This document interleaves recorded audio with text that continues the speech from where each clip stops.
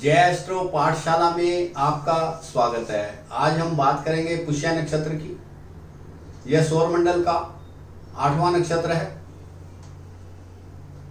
पुष्य का अर्थ क्या है? सुख संपदा देने वाला। पुष्य का अर्थ है सुख संपदा देने वाला। इस नक्षत्र के गुरु हैं बृहस्पति देव जी। बृहस्पति देव जी धर्म, न्याय, उदारता, करुणा में देते हैं जातक को। यदि किसी का चंद्र नक्षत्र पुष्य नक्षत्र हो तो बृहस्पति देव उसके गुरु हुए तो बृहस्पति देव शुभ प्रभाव में होंगे तो जातक को धर्म, न्याय संगत बनाएंगे, धार्मिक बनाएंगे, उदार प्रवृत्ति का बनाएंगे, करुणामयी बनाएंगे। यदि उसकी गुरु ग्रह की दृष्टि भी होगी चंद्रमा पर तब भी ऐसी स्थिति रहेगी, जातक को शुभ फल मिलेगा। पुष्य नक्षत्र उदरमुखी नक्षत्र है, ऊपर की तरफ देखने वाला। जातक महत्वाकांक्षी बहुत ज्यादा होगा, बड़े बड़े काम करेगा और उनमें सफल भी होगा। इसमें मित्रों हमें यह देखना है कि जन्म के समय में ज्येष्ठ मास में यदि पुष्य नक्षत्र आ जाता है तो उसे शून्य नक्षत्र मान लिया जाता है। शून्य नक्षत्र का मतलब मेहनत ज्यादा, फल बहुत कम। तो ये हमें विशेष ध्यान देना है। यदि किसी जातक का पुष्य नक्षत्र है तो हमें देख लेना है कि ज्येष्ठ मास में तो नहीं पड़ता। यदि ज्येष्ठ मास का है तो शून्य प्रभाव देगा। और हमें यह देखना है कि रविवार को या सोमवार को या गुरुवार को जातक का जन्म है वार के हिसाब से तो ये सर्वार्थ सिद्धि योग बनता है, बहुत अच्छा योग बनता है। इसमें जातक को कई गुना फल बढ़ जाता है। यह सब देखने के बाद हमें यह भी देख लेना चाहिए कि पुष्य नक्षत्र से विष योग का प्रभाव तो नहीं आ रहा। विष योग कैसे बनेगा? गुरुवार हो, नवमी तिथि हो और पुष्य नक्षत्र हो तो विष योग बन जाएगा। विष योग का मतलब हमारे कार्य बिगड़ेंगे, कार्य में सफलता नहीं मिलेगी, परेशानियां बढ़ेंगी। और यदि जातक का जन्म शुक्रवार को हो तो उससे भी उत्पात नक्षत्र का योग बन जाता है। यदि हमारा पुष्य नक्षत्र जिस दिन जातक का जन्म हुआ शुक्रवार हो तो हमें विशेष ध्यान रखना है, उपद्रवी नक्षत्र हो जाता है। उसमें उसके जीवन भर उठापटक लगी रहती है, कहीं ना कहीं से उसको परेशानी आती रहती है। यह कुल संज्ञक नक्षत्र है। कुल संज्ञक नक्षत्र का मेरा यहाँ पर मतलब यह है कि जातक अपने जीवन में, अपने परिवार में, अपने समाज में ज़्यादा तरक्की करेगा। जो उसको पूर्वजों से धन मिला है, सम्मान मिला है, उसको ये मेंटेन करेगा और उसमें वृद्धि करेगा। ये तत्वों में जल तत्व का नक्षत्र कहलाता है। जैसे 5 तत्व होते हैं, पृथ्वी तत्व, जल तत्व, वायु तत्व, अग्नि तत्व, आकाश तत्व थे, तो यह जल तत्व का नक्षत्र कहलाता है। क्षत्रिय नक्षत्र है। क्षत्रिय नक्षत्र है, यह राजनीति वह कूटनीति को जानता है और उसके हिसाब से कार्य करता है, इसलिए इसे क्षत्रिय नक्षत्र बताया गया है। गण में यह देवगण है। देवगण, राक्षसगण, मनुष्यगण में यह देवगण है। देवगण का कार्य क्या होता है? जातक को धर्म की तरफ मोड़ना, न्याय की तरफ मोड़ना, उदारता देना उसके मन में, करुणामयी उसका मन होना। कभी कभी तमोगुनी भी हो जाता है। जब यह पीड़ित होता है, तमोगुनी होने से नक्षत्र हिंसा, क्रूरता, पशुवत व्यवहार करना शुरू कर देता है। तो ये हमें ध्यान रखना है। यदि ये तमोगुण की तरफ बढ़ रहा है तो हमें इसका उपाय करना चाहिए। उपाय करने से इसकी ऊर्जा अच्छी हो जाती है तो जातक संपन्न भी हो जाता है। अच्छी ऊर्जा, पॉजिटिव ऊर्जा का विकास होता है। जातक चुस्त होता है क्योंकि मरीचि ऋषि के वंश का ये नक्षत्र है। मरीचि ऋषि के वंश के जो 4 नक्षत्र हैं गोत्र के, उसमें से एक यह नक्षत्र भी, पुष्य नक्षत्र भी आता है। मरीचि का एक अर्थ प्रकाश होता है, चुस्ती होता है, फुर्ती होता है।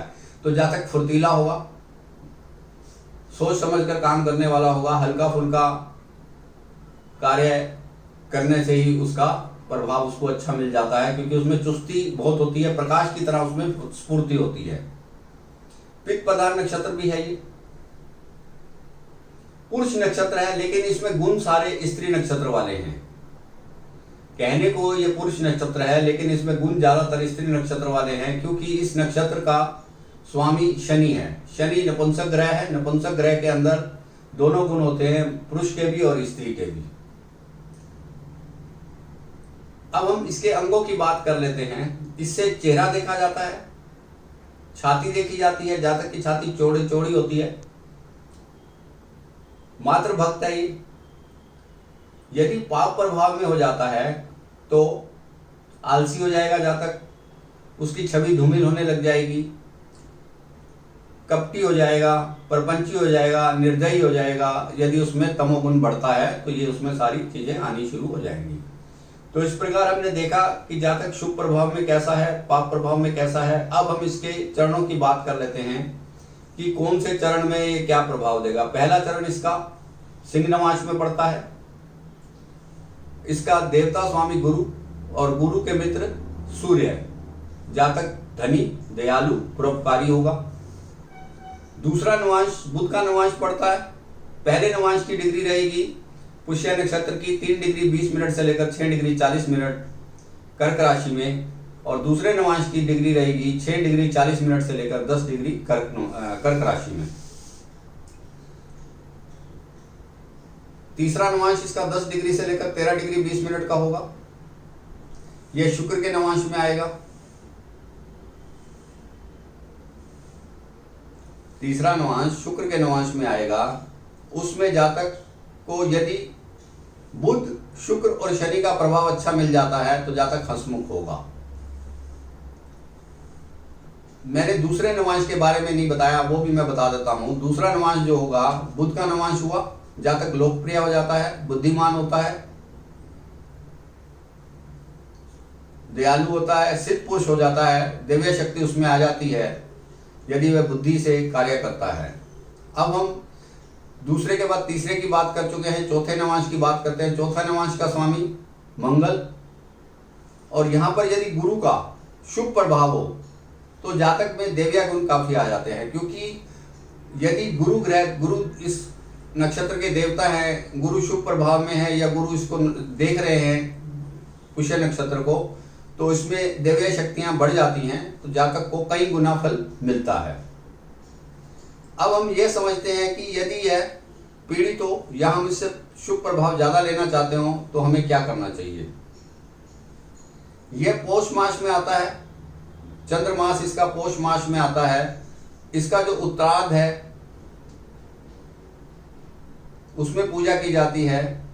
जनवरी के महीने में अक्सर ये आता है। इसका उत्तरार्ध में इसकी पूजा की जाती है पौष मास में। और जो दशमी तिथि है, चाहे वो शुक्ल पक्ष की हो चाहे वो कृष्ण पक्ष की हो, दोनों में पूजा की जाती है। पीपल देवता की पूजा कर सकते हैं, पीपल को जल दे सकते हैं, पीपल की आराधना कर सकते हैं, उससे भी हमारा ये नक्षत्र शुभ प्रभाव में आ जाता है। हमें पूजा किसकी करनी है? ब्राह्मण की पूजा करनी है, देवी की पूजा करनी है, गाय माता की पूजा करनी है। गाय माता को ग्रास देना है, जल देना है। और यदि कोई बूढ़ी गाय हमें नजर आती है तो उसको, बूढ़ी और बीमार गाय की सेवा करनी है, उसको जल देना है, उसको खाना देना है, उसको गुड़ देना है।